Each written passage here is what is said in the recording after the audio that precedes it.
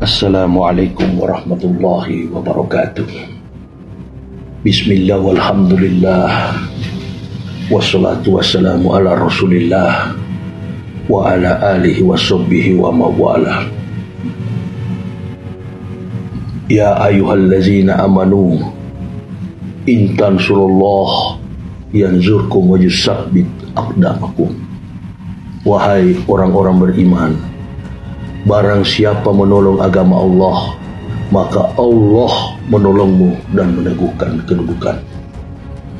Janji yang Allah berikan kepada orang-orang beriman, khususnya para mujahid, memberikan kepastian semangat baru untuk selalu senantiasa berniat memperjuangkan agama Allah dari ancaman kafirin wal munafikin. Pada kesempatan ini,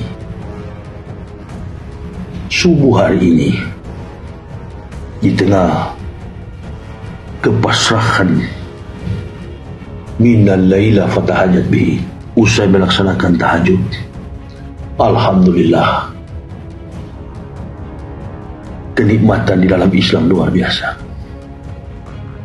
sehingga teringat akan hikmah yang Allah berikan di dalam dada. Beberapa minggu yang lalu, saya membela adik saya, sesama pendakwah, Ustadz Abdul Somad, dari fitnah kaum kafirin wal munafikin, untuk berusaha mempolisikan beliau, mengkriminalisasi beliau. Lalu muncul bermacam-macam persepsi di masyarakat, hingga saya menantang untuk debat. Kesempatan ini, setelah saya pikir-pikir, kalau debat ini terjadi di Surabaya, maka tidaklah tepat, tempatnya terlalu kecil. Saya menginginkan debat ini terjadi di Gedung Istora Senayan, Jakarta. Silakan para pendeta dari setiap provinsi mengutus 5 atau 10 pendeta untuk menantang saya nanti berdebat di Istora Senayan, Jakarta. Terutama Esra Soro. Dia tidak boleh lepas, dia harus hadir. Dengan yang berkoar-koar temannya, Atok atau siapa itu. Tidak usah berkoar-koar, tidak usah mulut besar, tidak usah. Duduk di meja debat. Kita berkelahi di meja secara intelektual. Tidak usah berkoar-koar. Dan ingat, jangan pernah memperalat petugas. Jangan pernah memperalat massa. Jangan pernah memperalat makhluk. Jangan cengeng. Jangan ada apa-apa lapor polisi. Polisi banyak yang dia urus. Tangkap penjahat, tangkap maling, tangkap koruptor. Ya. Dan polisi tidak bisa menghukum hal seperti ini. Tidak bisa mempidanakan hal seperti ini, karena ini hukum vertikal, bukan fakta yuridis, bukan hukum manusia yang dibolak-balikan dalam filsafat argumen logika manusia. Hukum itu adalah logika, berangkat dari sebuah fakta-fakta kehidupan kriminal yang terjadi dalam aspek sosial masyarakat. Maka lahirlah hukum, khususnya hukum pidana. Kita berdebat bicara soal akhirat, tidak usah pakai lapor. Saya tunggu.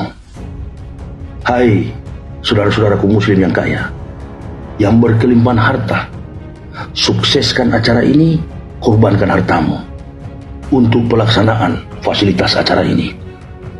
Ya, sukseskan demi menolong agama kita. Mari duduk bersama kita debat. Tidak usah lagi menggunakan makhluk kekuatan, makhluk apapun di dunia ini. Entah dia manusia, iblis, setan. Kita berusaha untuk duduk bersama, menempatkan ekselensi, etika, logika, estetika dalam debat ilmiah.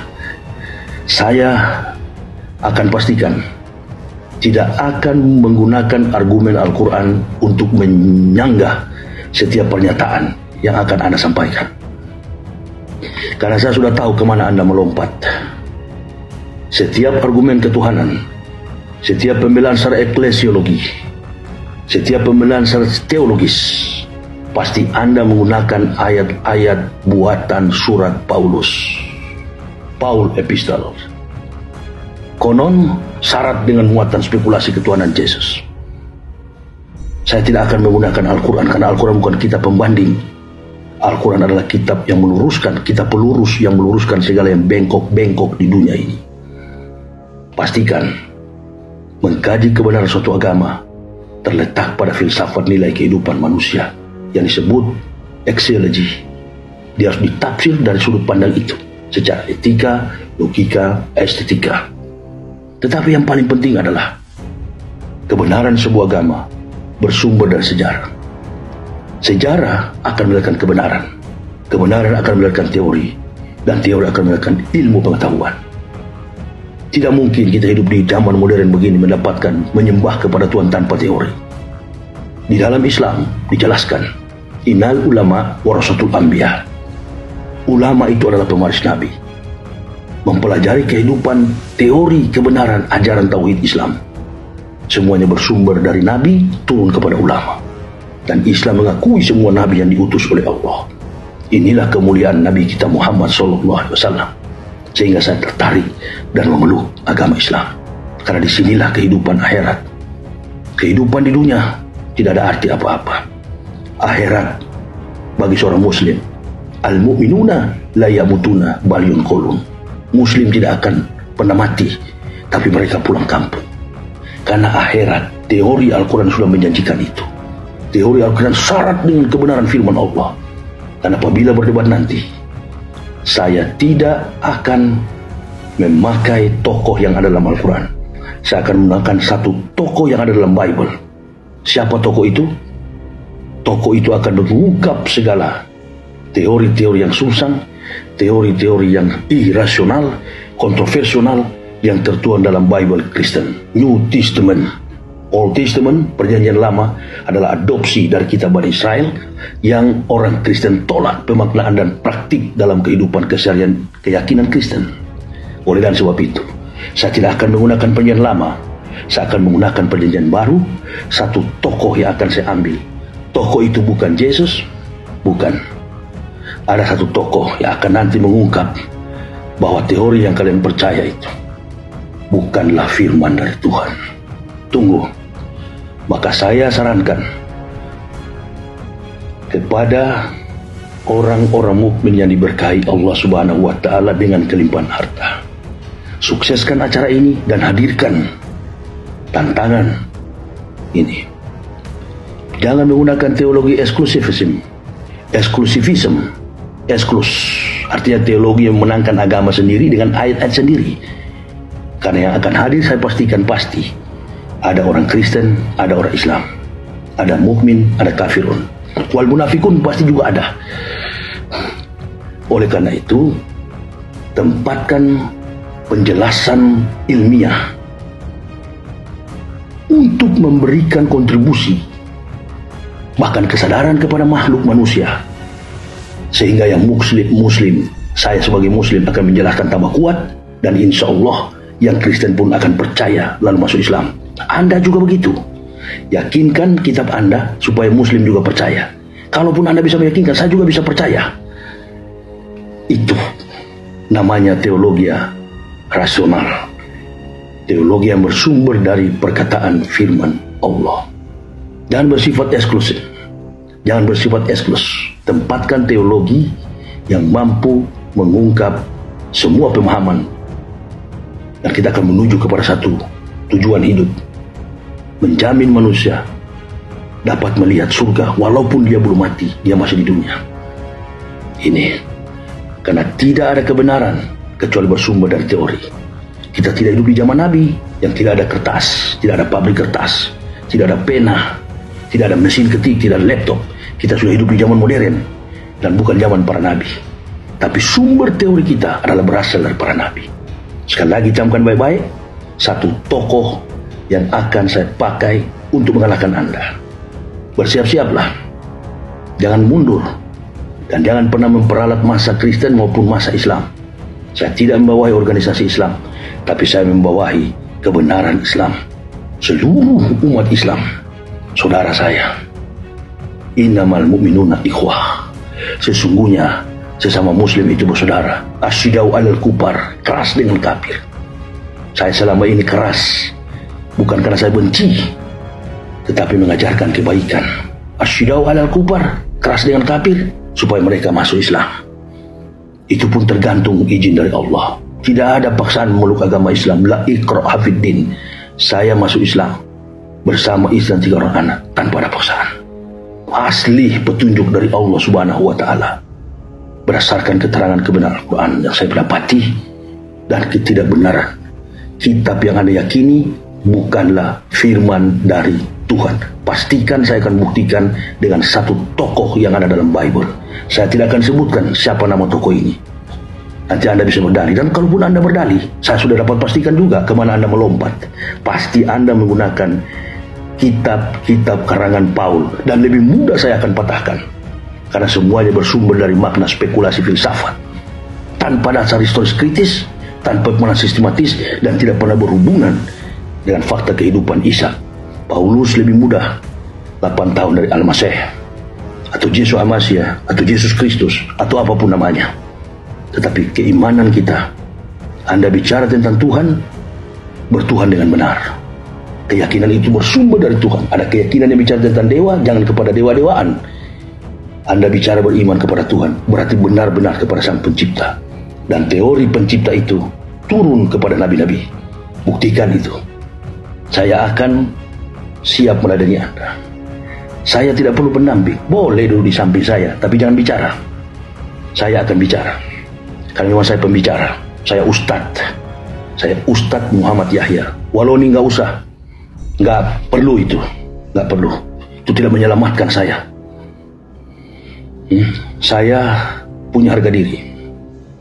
Donald Trump pernah berkata, saya tidak pernah hidup di masa lalu, tapi saya hidup di masa depan, karena yang aku pikirkan adalah masa depan. Donald Trump, Presiden Amerika. Margaret Thatcher pernah bicara, jika lawan sudah menyerang pribadi, maka dapat dipastikan lawan sudah kehabisan argumen. Dan semua fitnah yang bertebaran di Indonesia ini, yang saya dengar, Anda keliru. Saya tidak pernah hidup sebagaimana yang Anda sampaikan. Saya orang yang terpelajar, saya orang yang terdidik, bahkan lebih ilmiah dari Anda, lebih qualified dari Anda. Kita lihat nanti dalam meja debat. Kita lihat nanti. Pastikan Anda belajar. Saya tidak perlu persiapan. Saya tidak perlu persiapan. Karena sudah dari dulu, dari lahir kandungan ibu saya sudah siap untuk menghadapi semacam ini. Dari kecil memang watak saya keras. Orang di kampung tahu. Satu Indonesia tahu. Ya, apapun Anda omongi tentang saya bukan bekas penjahat, saya bukan maling, saya bukan perampok, saya bukan koruptor. Saya orang yang dihormati. Saya Ustadz Muhammad Yahya. Sekali lagi, nggak usah pakai waloni, nggak perlu. Kita turun sama-sama. Debat di Istora Sen Jakarta. Nggak usah pakai emosi, nggak usah marah-marah di YouTube, nggak usah. Jadi YouTuber, nggak usah. Saya menantang ini. Istora Senayan Jakarta. Kita debat pelan-pelan saja. Nggak usah emosi, nggak usah peralat orang Kristen, nggak usah juga saya peralat orang Islam. Kita sama-sama duduk. Kita yakinkan umat manusia mana agama yang benar. Ya, ini yang bisa saya sampaikan. Mudah-mudahan. Silakan tentukan tanggalnya. Temanya seperti yang Esra Soro itu bilang. Yang Esra Soro katakan, menguji keaslian kitab. Dari situlah nanti kita akan berangkat kepada rumus ketuhanan yang Anda bangun saat filosofi spekulatif. Itu yang akan kita bicarakan. Sekali lagi dipastikan, saya tidak akan menyanggah pernyataan Anda dengan Al-Quran. Gak mungkin itu, mustahil. Itu debat orang awam. Mengambil ayat Bible, memetik ayat Al-Quran, membanding-bandingkan. Nanti sama-sama kuat. Bukan debat ilmiah itu. Tetapi saya menggunakan cara Syekh Abdul Qadir Jailani. Menyanggah lawan dengan kitab lawan. Siap-siap. Ini yang akan saya sampaikan di subuh hari ini. Sudah terlalu luka, sudah terlalu keras fitnah dan goda yang saya dengar. Tapi bagus untuk menyemangati saya. Lebih semangat membela Islam, bukan kendor. Semakin ada fitnah, semakin kencang saya. Dan ingat, jangan cengeng. Jangan ada apa-apa selalu polisi, jangan apa-apa selalu petugas. Polisi banyak yang dia ngurus penjahat, macam-macam. Ya, polisi juga beriman. Banyak polisi Muslim. yang masih sholat, yakin. Ya, bahkan setiap kali saya ceramah ada yang mencium tangan saya karena mereka menghormati saya. Saya punya keluarga, saya punya harga diri, dan harga diri saya yang paling tinggi. Saya adalah seorang ustadz, sampai masuk liang kubur saya ustadz. Bahkan saya sudah mengatakan diri saya adalah Umar bin Khattab, dari background yang sama, latar belakang yang sama, membela Nabi, membela para ulama. Assalamualaikum warahmatullahi wabarakatuh. Siap-siap, Allahu Akbar, Allahu Akbar, Allahu Akbar.